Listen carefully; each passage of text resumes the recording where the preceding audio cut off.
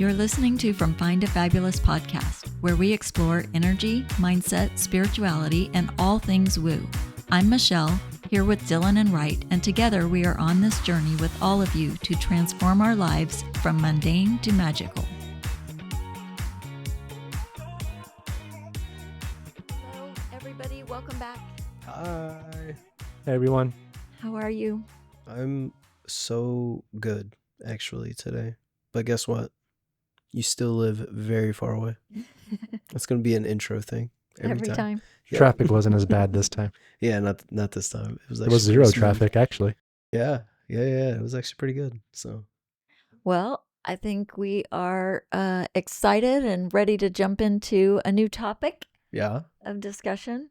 So I thought that maybe it would be super relevant to talk about how we stay positive or grounded or balanced when the whole world feels like it's in chaos. how do I calm myself when I think the world's going to end? Yeah.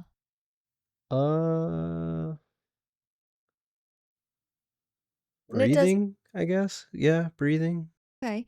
It doesn't have to be even with the whole world being in chaos. I mean, it could be anything. We do have a lot of things in the world going on right now that are probably True. stressing people out in terms of, job losses, finances, increasing costs of everything.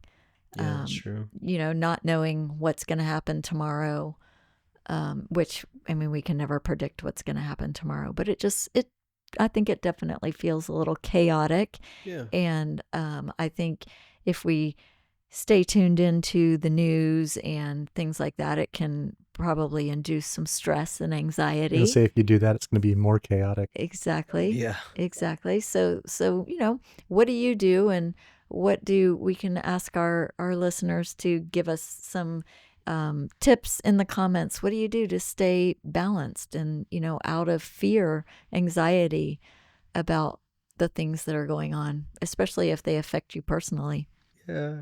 I mean, just, definitely breathing, but also keeping a consistent level of peace. So not ever letting it get chaotic, but if you ever feel anyway, I like to start the day with like a walk in the morning. I have a park near my house, so I'll go for a walk and find myself doing 6-7 laps around the park, and then I feel better after that. Go home, sit down, and I just keep wanting to be productive. Things like that. I think doing stuff like that daily helps you stay calm and happy, I guess. And is that something you've always done? No. That's actually quite new. Within the last maybe year, maybe 2 years since I met you. When we worked together and we talked about energy and stuff and mindset and mindfulness. And again, I always thought that stuff was dumb before, but when you actually put it into practice, it works. It's like you're tricking your brain into pushing forward and like being positive. I don't know how to explain it. Maybe it's a synchronicity. I do think, that when you say things like this, sometimes that people are like, oh my gosh, that's never going to work, but with that mindset, you're absolutely right. Exactly. If you're not going to try it, then you're right. It's not going to work for you. Right. Right. How about you, Wright? I think lately I've been focusing more on what can I control and what can I not control. So when I mentioned earlier, the news can make it more chaotic. I've deleted social media, which is probably not a great thing because we might, need to have a presence for this thing, the podcast, but my life is a lot more peaceful. So, I mean, that was kind of like the first step.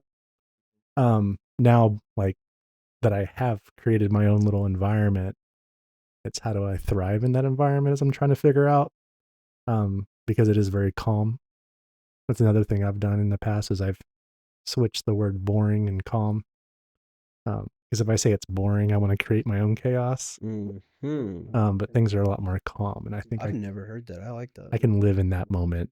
And staying in the present. I think staying in the present's been a huge factor for me navigating life Yeah. recently, Yeah, definitely. Because when we get all up in our head, we can definitely let our thoughts run away with us and drag us down and probably make the fear worse or the worry, the stress worse than it was to begin with. So I think, that's the being in the present is probably a huge, huge driving factor. Yeah, your thoughts are very powerful. What is Yeah. that thing? You are what you think, or like your thoughts become your reality, actions. or your actions. Yeah, is that it? Forgot. There's probably a lot of different sayings, but I think Yeah, that's the one I remember. I've heard it. It just popped into my head just now, but I forgot what exactly it was. But yeah, if you're always thinking negative thoughts and being negative, then you're gonna act negative. Yeah, I think that, all of those things are definitely techniques for getting yourself in the present because sometimes when your emotions or your thoughts are carried away, or if you're experiencing true anxiety or things like that, it's really hard to sort of cut it off, right? But if you can remember to do some little thing like that, let's say you take a break, go on a walk, and just say to yourself, okay, let me count 3 things I see that are green. What are 3 things I can hear? And use your senses to kind of guide you through what are 3 things I feel. That helps you cut the runaway brain thought engine that's going and going and going, that's making you feel worse and worse and bringing you back to the present moment. And then I think that, just being in the present. And it's funny because there were years ago, there was a point where I came to the thought that I need to learn how to just be. And when I first started thinking that or saying it to myself, I didn't even really know what that meant. But I just knew that with the way I was living my life, which was, very tunnel vision, going through the motions of life, not really stopping to smell the roses, as people would say. But just trying to do the best that I could at my job and take care of my kids and make sure all of the house stuff got taken care of and all of that. I just maybe I was feeling burnt out, maybe I was feeling exhausted, maybe I was feeling just there was something that just came over to me. It's like, I got to figure out just how to be because I was constantly going, doing. Yeah. You didn't have the stuff. tool set to like take care of yourself. Yeah, honestly, it's funny you should say that. I never even considered myself ever. It was always about the kids or about what the expectations were at work. And not that the expectations were pushed on me by a manager or a boss or anything like that, but I think it was my own internal You felt like expectations an imposter in for your my, space. yeah. And, I just think that there was some drive within me, probably because I had a belief about myself that wasn't true, which I discovered after many years of coaching, life coaching, and going through a spiritual practice. I discovered that I had a belief that I didn't matter. And so once I discovered that belief, then I could see that everything that I was doing was because I wanted to matter. And so maybe I was looking for external validation, or I had to prove to myself that I mattered. And I thought maybe I would only matter if I did the best at the job, or if I, was the best at this or that or whatever, constantly giving to other people and being there for others. So I never considered myself, what I needed, what I desired, what I felt, it just wasn't in my consciousness. I was just very tuned into everything outside of me. Yeah. Being a mom. Yeah. And, it was very interesting because right after I finished my life coach training, or maybe I wasn't even finished yet, I was just coming up on the end of it. It was New Year's time.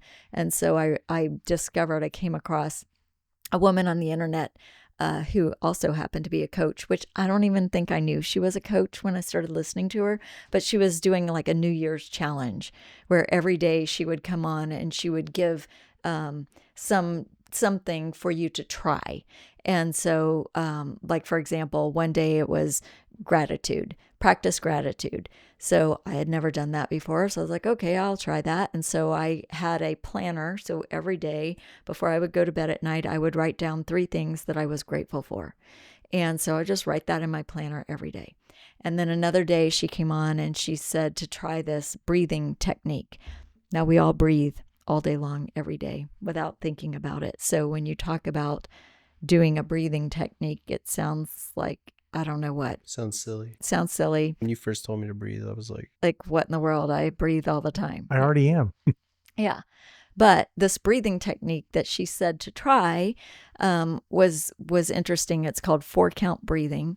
And so you basically breathe in for the count of 4. So everybody do it. And then hold it for the count of 4. And then release it for the count of 4. And then hold it again at the bottom for a count of 4. So you do that for several rounds.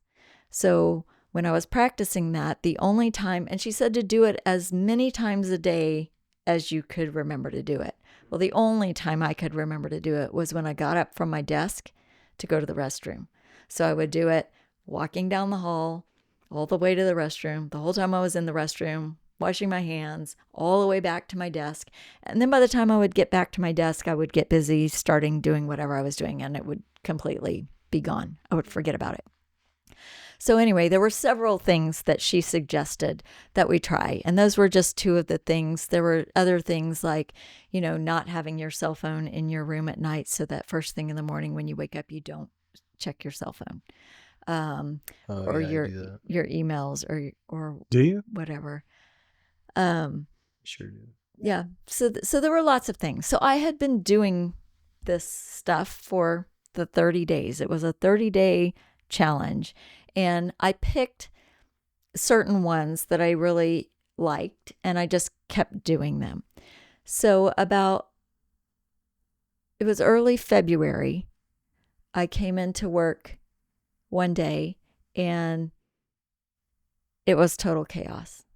Like, I don't want to get super specific about the details, but it was like the bottom was falling out. The CEO and owner of the company passed away. Our company was in danger of going out of business. So we were met by a very large team of attorneys who were going to take over the business that day. And so, as you can imagine, everybody was in panic mode, and it did feel like pure chaos. And it was a very sad time because, I had worked for and known this CEO for many years. And so it was definitely a hard, stressful time. And so over the course of the next, weeks and a month or maybe 2 months, the employees were frantically leaving, looking for jobs and leaving and taking other jobs. And I didn't start looking for a job, and I didn't feel stressed. I was not feeling panic.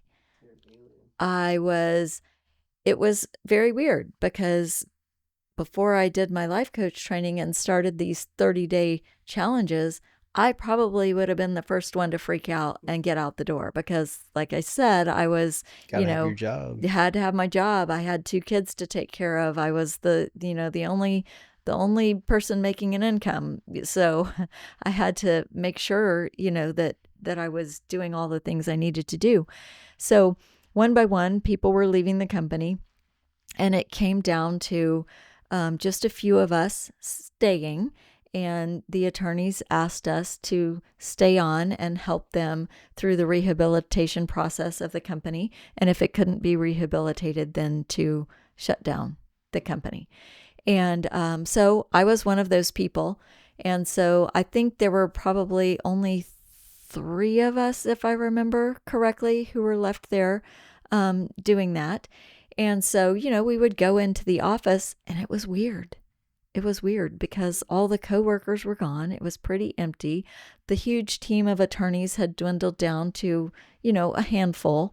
And we were business as usual. We were doing, but there weren't many of us doing it. So I was handling, all the accounts and all of that. And one particular day I was sitting there and I was just working, and all of a sudden I just felt like I was becoming overwhelmed with joy. I don't know why. It just felt like it was just bubbling up inside of me. And so my immediate reaction was, what's wrong with me? Have I lost my mind? Why is this happening? Why is this happening? Do I need an ambulance? Am I crazy? like I sound crazy. Yeah. And I thought, and I just, all I could do was sit there. There was no one else around me. And I was just like, what is this feeling? Why am I feeling like this? And literally, the only thing I can contribute it to is that I had been doing that breath work every time I went to the restroom and back for now, 40 days. Maybe it had been 40 days. And that I was practicing the gratitude. And I really feel like those things that sound so silly kept me balanced and grounded and in peace and not in a freak out mode. And so, I think it has a lot to do with being present, because when you're doing that breathing and you're counting your breaths and you're holding them for the count of 4, you are present. You are intentionally present in that moment, focusing on that one thing. Because if you think about it, it is a meditation. Right? Yeah. Okay. And because if you think about it, most of us are consumed with multitasking. Doing a bunch of different things all at the same time, not doing any of it well because we're scattered, right? But when you just take that moment to do those breaths and you're counting it, you're only thinking about that one thing. You're only doing that one thing. And so putting yourself in that present moment actually speeds up your frequency or your energy, which makes things easier. The lower your energy and the more stressed you are and the more negative thoughts you have, the lower your energy, and it makes everything hard. It goes back to like when we first started talking about this, like being grounded and trusting the universe. Yeah. I like that. Yeah. And I think that could be a whole episode in itself. Yeah. About the energy and the frequency of it. But I really, truly believe that is what kept me from freak out mode. Panicking, yeah. Panic, yeah. And like I said, it sounds so silly. It sounds so silly. And the funny thing is, I actually shared that with a friend of mine because, people were asking me, have you found another job? I'm like, no, I'm not even looking for another job. What? Why not? Because, they knew me. Right. They knew me. And they knew that probably I would be the first to freak out. But then when they would ask me how I'm doing, I'm like, oh, I'm fine. I don't think they believed me. Or maybe they thought I had lost my mind. I don't know. Yeah. But then I shared with a friend of mine that I had been doing these things. So she tried it. And then she reported back to me after 30 days that she couldn't believe how good she felt. And, when little things happen in your life, like maybe you get a flat tire on your way to work. Yeah. And normally you'd get mad, you'd be cussing, stressing out, whatever. Oh, yeah. But if you think that, hey, this is happening for me, I'm going to meet the best looking tow truck driver. It's all about perception. Or whatever. You're always perception. Yeah. I used to hate when you said that, but now it's like, I remember every time something happens to me, like, I'm just like, it's happening for me. I can just hear Michelle saying that. I was kind of joking with Dylan earlier when we were driving in traffic, and I was like, these cars are driving so slow. I was like, I'm going to play a game. Let's see who can get there the slowest. Yeah, and it sped up, And it and we got helped. there faster. Oh, isn't that funny? Yeah. Isn't it funny? But I think that, a lot of it is your perception on things. And if you can think that, okay, well, maybe I was delayed today because if I had kept going on my same path, maybe something was going to happen that I wouldn't have enjoyed. Maybe I would have had a car accident. That would be Or, worse than a flat tire. Or maybe I was delayed because when I get to work, I'm going to run into the specific person that I was meant to say hello to today that I hadn't seen in a long time or whatever. There could be a reason why, instead of just immediately going to the negative of, oh, this is so inconvenient. This really stinks. This is going to cost me money. This is, all of that. If we can take a moment, do our breathing, or maybe we've already been doing our breathing, it doesn't feel so bad. It's not as stressful of a situation as it could have been or would have been had you not been doing the techniques. And do you think like part of it in my head is we're humans, so we have like I guess, what is it, consciousness, or like the brain power to regulate our breaths and bring our heart rate down and just make things calmer and things like that. Like we're really gifted in that sense, right? Definitely. So it's like yeah, if you know to do it. Yeah, but you have to be taught. You don't know what you don't know, right? Exactly. So it's like, and if you reject somebody teaching you those things like I did for so long, then you just never open to anything else. But yeah, no, just doing that is awesome. I like breathing. Yeah. And I think and I think to your point about being open to it and allowing somebody to teach you these things, if your immediate response is, that's silly. Yeah. That's a waste of my time. That's so dumb. There's no way that's going to make a difference. You're the person that's going to help the most. Yeah. Then, you're absolutely right. If you're not going to try it, it's not going to do anything for you. Right. So whatever you believe is just be open. Yeah. Yeah, exactly. It doesn't hurt anybody. Exactly. And that's, it's another perspective. I'm certain I probably had those same thoughts. Like, I don't know what this is supposed to do for me, but okay, I'm going to do it. And in the time that I was doing it for the 30 or 40 days, I probably didn't think it was doing anything, but it felt good. So I kept doing it. And then when something catastrophic happened, I saw, oh, wow, this has changed me. It has changed me. Well, and I like this. Yeah. Right? So I want more of that. So, of course, I'm going to keep doing those things because now I can see. But in the time that you're starting it and you're doing it and nothing has happened to throw you off kilter, you don't realize what a big difference it actually is making. It's like building a strong foundation. Yeah. Very cool. I like that. You mentioned that you went to you started breathing. Mine, I had a kind of an example that's a little bit more visual rather than, I guess, internal. I don't know if internal would be breathing or not, but so I went to a retreat before and there was like 20 people and this one guy is trying to talk to everybody and trying to teach people how to be in the present. And one of the things was the power of pausing. So the power of pause was what he was teaching everybody. And we're trying to figure out like, okay, like, what does that mean? My mind's always racing. There's no way I'm going to be able to just calm down without doing something. Right. So he's like, all right, we'll take, everyone picked up a rock. He's like, follow me over here. And so we all stood around this pond and threw it at somebody's car. Didn't throw it at anyone's car. What we did was he's like, everyone take their rock and throw it into this pond. And, everyone threw the rocks at the same time, big rocks, little rocks, ripples, waves, kind of all just crashing into each other. And he's like, now just sit there for a second, watch the water and just be still. And within a couple minutes, everything was back to normal. So he's like, if you can just pause just for a short amount of time, you can just kind of reset and everything's going to be fine. So it was kind of interesting to put it in a visual sense because for me, you can tell me to breathe, but unless I see it work, it's hard for me to like believe it. So Yeah. that was kind of my And you got to be experience. ready to hear it too. Yeah. It's got to hit you at the right time.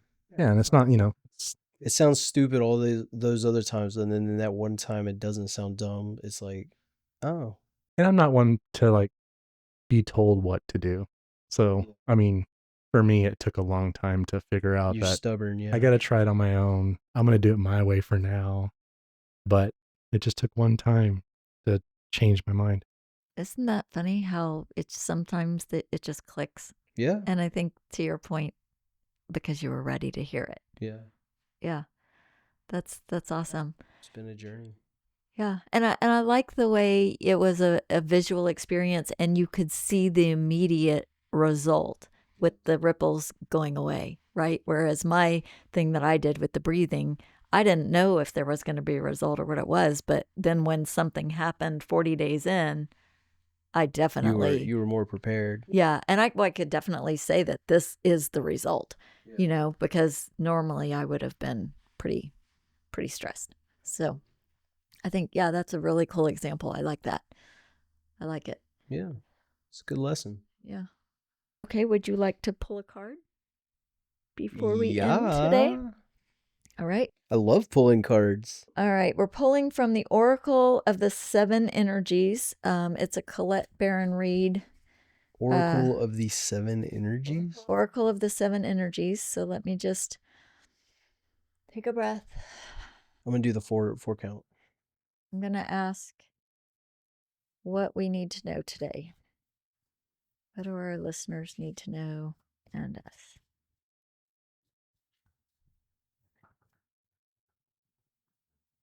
Healing the heart. Card number 23.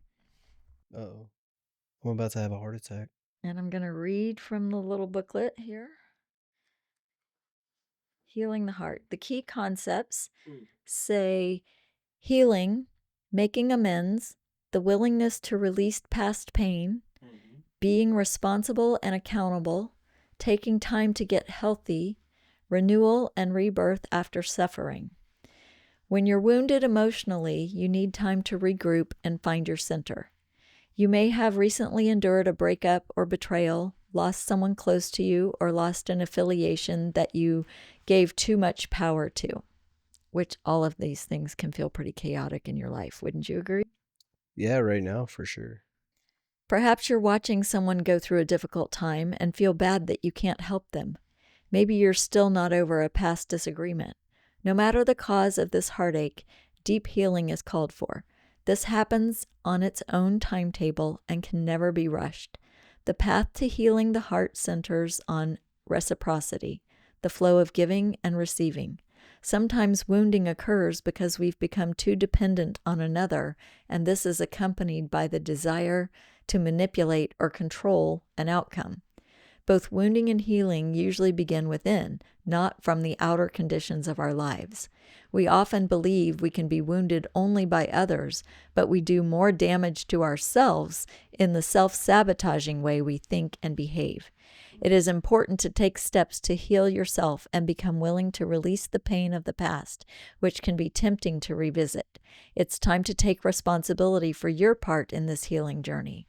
Look for ways you can help yourself and others.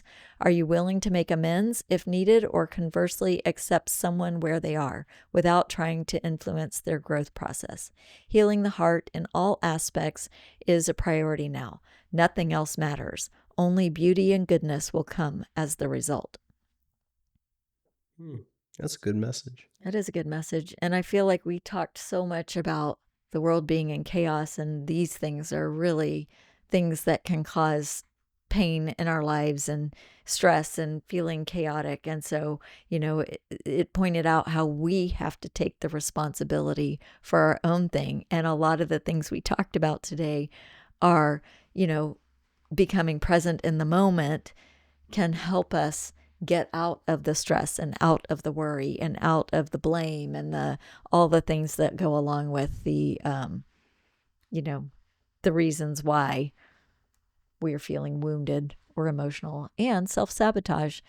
That's a really big thing. And so I think that, this is really pertinent to, if you're going through anything like this, maybe trying any of the things we talked about, the breathing, the gratitude, the taking a pause, anything like that can maybe help you just be more present and allow space for healing. I love that. So, yeah, I think that's a really good message. So if anybody listens and tries any of our techniques for a period of time and you notice any particular changes or benefits, please let us know. Send us an email or comment and let us know if any of you try it and what you notice. Or if you already have had experiences with it and you've got a story that you can share with us, that's fantastic as well. Mm-hmm. I'm going to start doing it. Great. I'll let you know how I feel. Okay, so I guess that's it for today for this episode. So we will see you on the next one. Sounds good. I'll see you next time. See you then. Thank you so much for joining us for this episode. We are truly grateful for each of you. If you enjoyed this episode, please be sure to follow us on whatever platform you are listening. If you're listening on a podcast platform, please consider leaving a review.